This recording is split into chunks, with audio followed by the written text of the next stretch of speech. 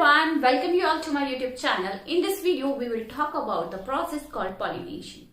Pollination is the process of transfer of pollen grains from the anther to the stigma. It is further subdivided into self and cross pollination.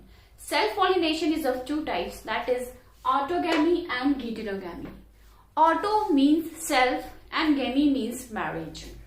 Geitno means neighbor, whereas xeno means foreign. So by the name itself you are able to understand the differences, right? But still we will see with the help of this diagram. So when the pollen is transferred from the anther to the stigma, the same flower, this is your autogamy, okay? That is self-pollination.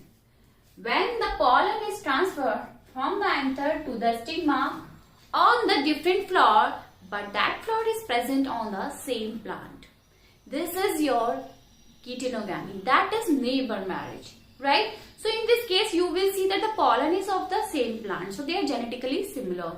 That's why this is your self-pollination only. Now when the pollens are transferred from the anther to the stigma on the different flower, that flower is present on the different plant, right?